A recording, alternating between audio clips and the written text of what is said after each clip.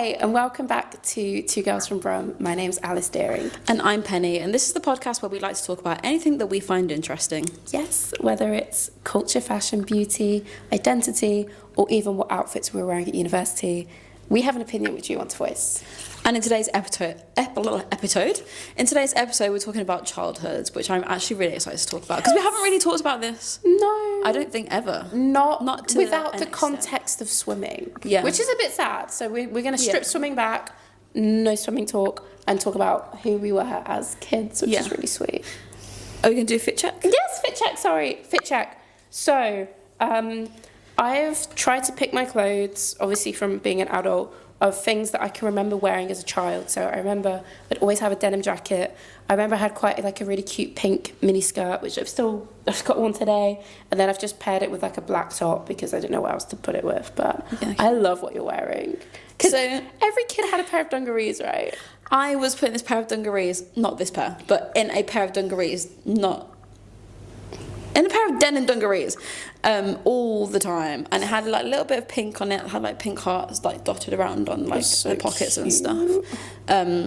So this is the closest thing that I had. Yeah, I mean, I think that's very close. I mean, it didn't come with. I wore this to Chapel Roan last year. Like I've bedazzled it. Oh, you did that yourself? Yeah. Oh, I didn't know that. I love that. So yeah, and well, I'll flash the photos up. Yes. So we will. Okay. This or that, and then I'm going in blind today. Yes. Okay. This is obviously based on childhood stuff, and it's quite funny looking at these because they're very zillennial of us again. Yes, there's a mix of it's such a mix of generations there. Okay, Barbie or Polly Pocket? I was a Polly Pocket girl all the way. She was so cute. All those outfits. I have so many Polly Pockets still. I very vividly remember the smell of Polly Pockets because my sister always used to have them. And then I had a hair product recently. My sister sniffed it and she was like, "It smells like Polly Pockets." And it actually totally did. Oh my God, does it? I need it. That's such a nice story. I used to love like chewing on the toys. Yeah. On the boots and... Yeah. Oh my God. I miss it. I wasn't a massive like Barbie Polly Pocket Bratz doll kind of girl. I was more roll around in the mud outside vibe. The Queen's Nose or SpongeBob? SpongeBob. I don't know what the Queen's Nose. The Queen's Nose all the way, as in the Queen's Nose. Yeah. What is it? What's that about? It was a TV show on CBBC, and it was about these kids. I can't remember if they lived together or whatever, but they're all mates, and there was this 50p, and if you rubbed the Queen's Nose, you could make like a wish. Oh. And all the wishes would always go wrong. Okay. And there'd be like a couple of episodes where someone would like wish for spaghetti, and the whole of this boat fills up with spaghetti instead of it just being like a little plate. Yeah. And there's one, remember, where there's like chocolate coming from the ceilings. Oh, damn. Yeah. Okay. Funny. Cool little vibe. And then we're gonna go rounders or bench ball. Oh, bench ball was such a game. Bench ball, yes. That's such a good game. Yes. We need to bring that back. I want to start a bench ball club. Oh my God, I would totally go. Like, how fun would that be? Yeah. Why did we get rid of bench ball? I bet some people still play bench ball out there. There must be like a little cult. Like PTs used to bring it out. Yeah. Every time they're bored. Yeah, 100%. I can't bother to think of something. Rounders, no. If you like rounders, you were bad at school. You're bad at sport. I'm so sorry. If you enjoy that, it was a bit boring. If you enjoy it, you just enjoy standing in the field doing nothing. The fielding was so boring. Thank you. You only had like, of the whole game, of maybe like 5 minutes where you were actually active. That's what I mean. I hated that. That's such a good point. I never thought of it like that. Yeah. As someone who like really loves sports, I just like it's just that it's fielding. Oh my God, fielding was so. Oh yeah, sorry. I'm just gonna keep. But to be fair, I'd rather field than bat. Really? Easy. Yeah, but only if I was on a post. Oh, it's different being on post. I was always off post. I just get annoyed with people who can't catch. But anyway. Yeah, fair. If you can't catch, you got to go run. So yeah. DS or PSP? This is a hard one because I bopped both. I'm gonna pick PSP because that had some generational Unreal games on it, like games that you just can't get anymore. Whereas with the DS, they've just kind of remade those games. For example, they're still making Mario Karts, they're still making Animal Crossings, which I am very much for, but the PSP had generational talent on it. You're very into your games. Very into my games. I'm just going to say DS. Yeah. Oh. Alice's mum actually bought me a DSi when I was 11 for swimming well. That's cute. Steps or S Club? S Club. I'm going to go S Club as well. Purely because I feel like I was slightly too late for the Steps hype. Yes. Ever so slightly. Maybe literally a year late. I think, yeah, I'd say 2 years. Yeah. Like, if we were 2 years older in school, Because I I think my sister would say Steps. Yeah. I think it was the first concert that she Because ever there was went S to. Club 7, then S Club 7 Junior, wasn't there? Yeah, with Rochelle Humes and all them. Rochelle, I was a bit of... S Club Junior was actually slay. Rochelle Humes was in S Club Junior. Yeah. didn't- They have some... They also have bangers. Look, I've got to play one now. That. It's heaven. Yeah, Don't and- stop moving to the boogie. That was S Club 7. That was them, yeah. Don't stop moving S to Club the Juniors. S Club beat. Oh, what a ball! One step closer to heaven, baby. One step closer to automatic, automatic high. Do you not remember? Oh, I don't know that one. I need to listen to the pop. Did It they ever have an sounds like- album, or was it just singles? Album called Together. Automatic. Is this Gonna Junior? get copyrighted, huh? Was that Junior? Yeah. So good, so good. They were a good little bop. Like, oh, do you remember? Did you ever have Pop Party? The CDs, the Pop Party CDs. Oh. We always used to have the nows Now, as well. yeah. I don't know what now they're on now. Oh my god, like 155. Crazy. It'll probably higher than that. Yeah. I didn't know they still made now, to be honest, because of like Spotify and Yeah, like you can. you get it on vinyl. Imagine. I've got my now. Yeah. I've got now 4. What do you want to listen to? Do you fancy like Madonna or Now? Like, I've got a Now mix. It's a weird concept thinking like Sabrina Carpenter Espresso will be on a now. Do you know what I mean?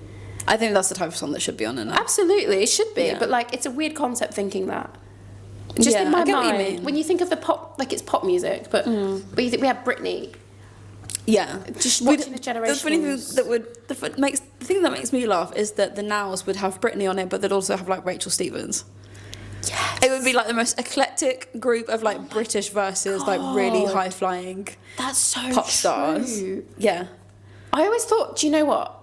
I always thought I always assumed these people were American. No. Like Rachel Stevens. She was in S Club. Oh, was she? Yeah. She went solo. Yeah. Was she the LAX babe? Sweet Dreams by LAX? Yes. Was that her? Yeah. That's a bop as well, that. Yeah. Oh. She did my Hoopla last year, I think. Did she? Yeah, of course she did. Oh, I love that. Do you know what I mean? I don't know enough about this. About like, I don't know anything about British pop stars actually. Very little. Yeah. Anyway. I used to love a Pop Party though. Those CDs. I've still got one at home. Well, I've mentioned before that the first album I owned was Sean Paul. Yes. I can't remember, there were 2 that I had, but I can't remember which one I had first. It was either The Trinity or Dotty Rock. Dotty Rock. Good God. First single I ever owned, as in CD single, was Nelly, My Place. Oh, Nelly. Banger.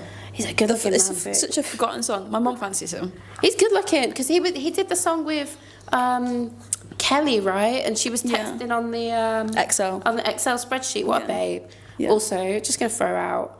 I think it's been 2 days ago. It was 15 years since Commander came out. You are joking. We used to bop to that at school. Oh man, that song. That was my like. I'm gonna swim fast song. Sorry, I mentioned swimming. Yeah. Such a good song. In the like the full leather catsuit. Yeah. Do you know what mine? Again, going back to swimming. We'll go off swimming in a second. Just now that you brought it up, my like swimming fast songs were all from. This is actually quite embarrassing. They were all from. Do you remember? You know the Disney film Jump In? Yeah. Yeah. Gotta Push it to the jump limit. to the mountains, And dance to the music. All in together we say how we do. Oh, They and were all jump from in. that album. Or Corbin Blue. What? or also Eve. Randomly, you know, as the rapper Eve. Was she in a group before? Or has she always been solo? No, she's always been solo. Eve, the rapper, Satisfaction. That was also my like swimming fast song. And it was like boss ass bitch song. I was always on Lady Gaga. Like as I got like Telephone. This is obviously much later because like Telephone. I don't know. But do you know what? I had a memory unlocked recently that I was like, oh my god. Do you know those like little like teddy bear counters? They were little. So, okay, do you know, like in year 1 reception, to count with things, you used to have counters? Vaguely, yeah. The little circles? Yeah. And then sometimes you get the little teddy bears. I don't know They're colourful. I'll flash them up on the screen. I saw this on Twitter recently and I was like, oh my God, how could I forget that? Do you know what I mean? You see stuff. And do you remember, like, sometimes you'd have wet play? So, like... Oh my God, I hated it. I loved it. I hate We're going very outside. different people. We are very different like that. children.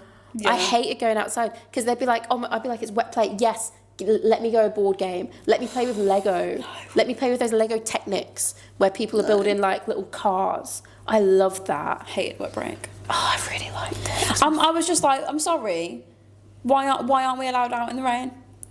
Oh, Penny, it's cold. But that would be me as like a child. I'd be like, I don't care. Can I just go outside? Can I make the decision? That's true. I do wish we had more of a decision put on the kids because Yeah. I would be inside way more. But then it's like teaching staff. They need their break. Yeah. I realised the break was actually for the teachers, not for the kids. As I got older, that's what I was like, oh yeah, right. That's why they sent us outside when it was like soaking wet because they didn't want to. Yeah. No, yeah. Speaking of, like I said, it was not a Barbie doll, Bratz doll, board game. Not. Don't care. I want to go outside and roll around in the mud, and go. And I was very much like I'd go. On the street that I used to live on, I would always be playing out with all the kids on the street all the time. My sister was very much into her Barbies, and she's now like, that's the reason that I'm an English teacher. Because I had to have that creative brain. You two must be very different. Very. Yeah. Very. And I was always playing out, but I would be a complete menace. So I always say that I was mischievous, I was never naughty. I would run to the top of the hill, I used to live on a hill that was fairly steep, and go on my scooter, lie down on it. Oh my God. I'd have the scooter, like, thing back here, and I'd just risk it all. I'd be on it, like, trying to So you're going down a hill backwards? Yeah. Oh, what? And my mum would say to me, like, Penny, you weren't like, it wasn't like you didn't know that you would hurt yourself. It's just that you weighed up the pros and cons and were like, it's probably worth the risk. It'll be cool if I do it. Oh my God. Yeah. Wow. And funny enough, touch wood, never broken a bone. Yeah. She was like, you just would do stuff like that. And then when I was younger as well, we used to go to the childminders. And I had an entire accident booked to myself. But I'm not, Alice, I'm not joking. And it would be like, Penny jumped off the radiator today just to see how loud of a noise she could make. Or Penny decided to jump from the top of the stairs to the bottom of the stairs. It's so interesting, And isn't it? I don't know if you've ever seen an accident form before, but they ask you how to prevent it in the future. Oh, what did they write? Question marks. Just like, Exactly. it's Penny. Like what can you do? We have a whole book for her. That's how we're preventing it. Yeah. I was just very like, Wow. always been the same. That's interesting. Yeah, I was the opposite. I was like, let me stay inside. I want to play my video games. I was playing on the GameCube. Like, that was the first console I really remember playing on when I was 4, maybe. What's a GameCube? Oh my God, what's a GameCube? It's the best. I think I would stand by it's the best games console that was ever created. It's a Nintendo console. So it was the console that came before the Wii in terms of, like, TV. It was after the N64 and then before the Wii. Just such an amazing console. It had, like, really, really great games on it. The first ever Animal Crossing was on it. Had Mario Kart Double Dash. Still one of the best Mario Kart games ever created, I think. Pokemon Colosseum, one of the hardest Pokemon games in creation. I can never get past a certain stage. It was, like, nearly impossible. I'd just be sat at home playing games. And it's because I think 2 older brothers... One's 10 years older than me, one's 5 years older than me. So already, when you think about that, like, from when I was born, I already had a 10-year-old brother. So by the time I'm 4 years old, I've got a 14-year-old brother and a 9-year-old brother. So they're already maybe done with playing outside, want to be more indoors. I'm just kind of like, yeah, I'll just chill indoors with my brother, especially as the only girl. I'm not going to be going outside as much. We lived in a cul-de-sac, though, so it's very, it was always like, I could go outside if I wanted to, but I just love video games too much. Yeah. I'm the same now. Yeah. Yeah, I guess both of us probably are still the same-ish. Yes. I mean, I'm not jumping off planes, but like... I'm surprised you haven't done that, actually. Skydiving. That seems like something that I would do. Yeah. Nah, You're not interested? No. How come? I'm not that kind of adrenaline person. Fair. Okay. You don't feel like you need to go do that? No. Okay. But like, I don't know. Yeah, I wouldn't go I that far. suppose you get your adrenaline from like concerts and festivals, I should say. Yeah, like I like going out and doing things rather than being indoors. I mean, no, I'm lying. I do like being indoors, but I'm not. You like your downtime, but you thrive yeah outside. Yeah. We were just speaking about before how there's a lot from when I was a child that I was like, that's not cool. I'm not going to do that anymore. Like, I'm going to hide this aspect of my personality. And then I've gotten older and been like, actually, I'm really proud of that. I'm really proud of who I am. And I'm going to embrace what my child loved because that's what I love. Yeah. Yeah. I think we spend a lot of our teenage years chipping away and becoming inhibited. And then we spend our adult lives undoing everything that we've learned. Literally. And going back to how we are in our purest form. Yeah. And that's very slay. It is. I was thinking about this recently. Have you seen The Residence on... Yeah. So good, right? I haven't finished it yet, so don't... Okay. I've got 1 hour left. Like, I stopped the last episode, like, halfway through. Anyway... This woman loves bird watching, right? If you haven't watched this show, it's a show on Netflix. It's really good. I recommend it. She loves bird watching. And I'm just there like, chess and bird watching are two really like nerdy things. Chess got made popular again a couple years ago because of Queen's Gambit. All of a sudden, it's really sexy to play chess. I'm not saying bird watching is going to go the same way, but watching it, I was kind of like, I absolutely love that they've created a woman who's very unapologetic in her weird niche hobby. And I was sat there, I was like, that's really nice to see, actually. She's not really into coffee or something like that, because obviously coffee's very trendy at the moment, or matcha or whatever. I don't know. I'm just saying, I really like when art and TV shows showcase a side of someone's personality that is like unapologetic. Yeah. And I think that links back to childhood a lot because we form a lot of these relationships with hobbies as a child. And like you said, we try to cover all of that up. Especially like as a teenager at school. Like it's not cool to do some things. Yeah. I think also the unapologetic thing, I think also mentally as a child I was just did not care what anyone thought. Yeah. So I've explained this in the context of the job that I have now to my sister. And when I was a child, I didn't really like being told what to do. And I loved going off and doing my own thing. I loved freedom. Yeah. So for me to even consider as a 20-ish-year-old that I would ever work in an office or be told what to do by anyone is actually quite insane of me. Because I've never been that type of person. Yeah. So if I was working in an office now, I'm not saying it will never happen, who knows, but like if I were to tell the young version of me that that's what we're doing, she'd be like, what the fuck? Yeah, she'd be like, oh, I didn't have that in mind. Yeah. What did you think you wanted to do as a child? Like, what was your Well, my initial was like, so my family have been very involved in athletics for years.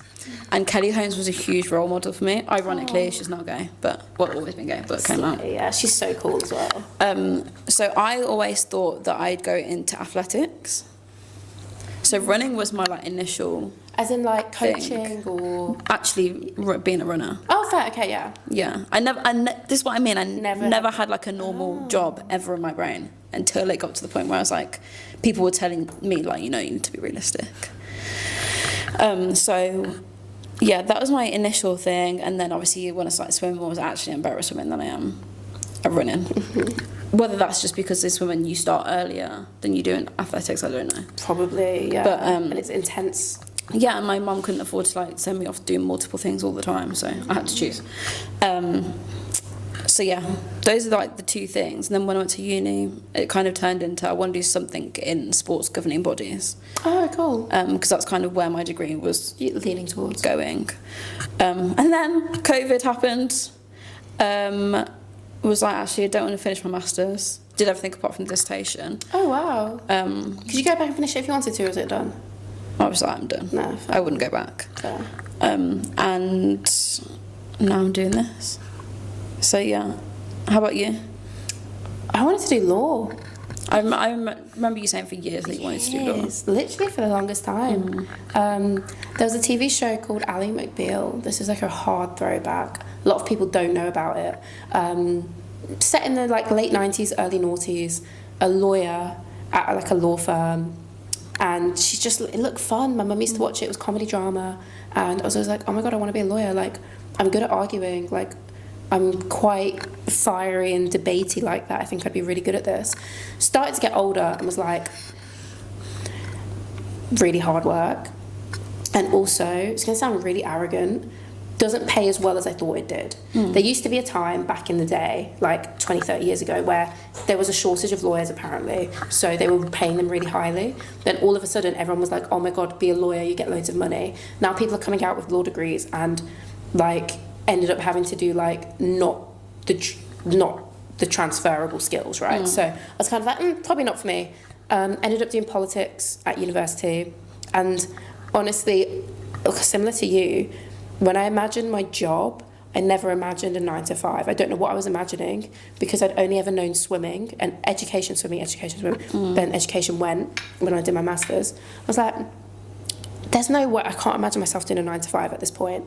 I think I'm too far gone to be in an office. I don't mind doing something at home, but to be turning up to an office 5 days a week just seems really unrealistic for me. Yeah. Yeah, so I don't know, like... It's a weird one. Because the thing is, you never know when things are going to like slow down, when things are going to pick up. Oh my god. Whether you're going to have to pivot or whatever. This freelance You have to leave it open. Yeah, exactly. But generally, I can't... Yeah. Like... Exactly this. Do you know what I mean? But... Yeah, I don't know. I just think I give like Mini Penny and Current Penny a pat on the back a little bit. Yeah, absolutely. Like, I think we can be really critical on our younger selves sometimes. Like, I sometimes think back to myself and I was like, for example, 19-year-old me, I know this is not childhood, but just using it as an example, I'm always like 19, 20-year-old me, like, what was she doing? She was a mess. Like, I mean, I was still going for university. The reason I say I was a mess is because I wasn't swimming well. Like, and I think, oh, this is actually not that deep. And I know a lot of people can be really harsh on their, like, child, especially their teenage selves, their, like, child and teenage selves. And you just gotta give yourself space, because as long as you're trying your best every time, you're just dealing with what's in front of you, how you know how to deal with it. Yeah. No, I'm really proud of like I think every part of like my childhood through teenage years and like 20s and stuff I am. Because I'm like, I feel like I've lived many different lives. I agree, I know what you mean. Like different phases. Yeah, but also like, I don't want to say that I forget about this, because it's been such a significant part of my life from when we did it up to now. But like my family used to be foster carers. I remember that, yeah. For like, so we started when I was 4 or 5 and finished when I was 9. And we looked after over 20 children in that space of time. Wow. A lot of the time we would have multiple children at the same time, like 2 or 3, plus me and my sister. Yeah. Wow. I didn't know it was that many. I thought it was like 1 at the time. That's crazy. No, all different. And we'd have them for anything from just overnight respite care up to like 2 years. Wow. So through those years, I just have, like, our household was always full of people. We were just that house on the street in general anyway. So when we had foster children with us, it was even more so, because my mum was always at home. So if people wanted to go round, she'd be there. So I just had a lot of, like, I'd call them like brothers and sisters growing up who would like come and go.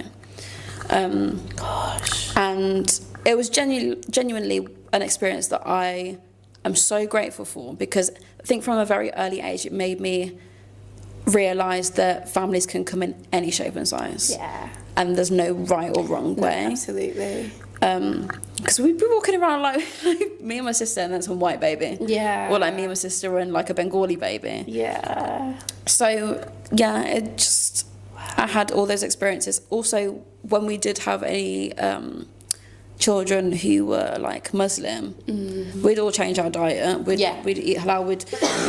celebrate Eid. Yeah. That's So really cool. so when we talk about food, I was trying to hold this back, but it was like we'd always like change what we're eating when I was growing up to suit whoever we'd have with us as well at the time. I remember there was one little girl that we had who would only ever eat mashed potato. And my mum had to hide all of her vegetables in the mashed potato for her. It was so funny. Are you in contact with any of them? One. Did they get on all right? Yes. Good. So we had 2 children who were adopted straight from us. Others either went on to other foster homes or went to biological family members, not necessarily their parents, but it could be like a grandma, granddad, whatever. And what's really scary is that when children are put up for adoption, you literally get a magazine full of children's faces, and it'll be like their name, their age, something they like to do, what their ethnicity is, what their faith is if they have one. It's like going shopping. Yeah, I didn't know it was like that. Yeah, I don't know if it's still the same, but back then, crazy. Wow. Also, so yeah, we had 2 adopted from us. One we've stayed in contact with. The other, we stayed in contact initially with them for like 1 year, and then their adoptive parents basically cut contact with us, which they're allowed to do. However, we then found out that they'd gone on to have a biological child after they'd adopted the child from us. Okay. Which they tell you that if you are, I don't know if this information has changed, but the advice they give you is if you're going to foster or adopt, you have your biological first, and then you have an adoptive child that's younger. Yeah. Okay. So yeah, we don't have contact with them, but we have contact with the one. Oh, okay, good. And they went to a good home by the sounds of it. Good.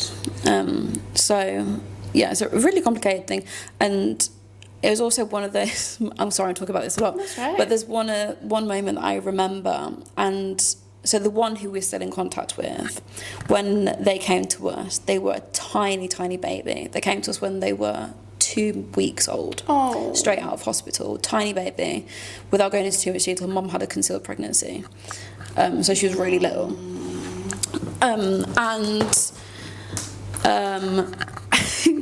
so they, in Islam, on the 7th day, you're supposed to have this thing, I think it's called an akika. I don't know, I'm probably mispronouncing it. But on the 7th day, you're supposed to have your baby's head shaved. Okay. And it's like a ceremony to symbolise purity, I think. But someone who's Muslim is supposed to do it. And obviously my mum and dad aren't. But Mum was like, we need to get this baby to have their akika. Yeah.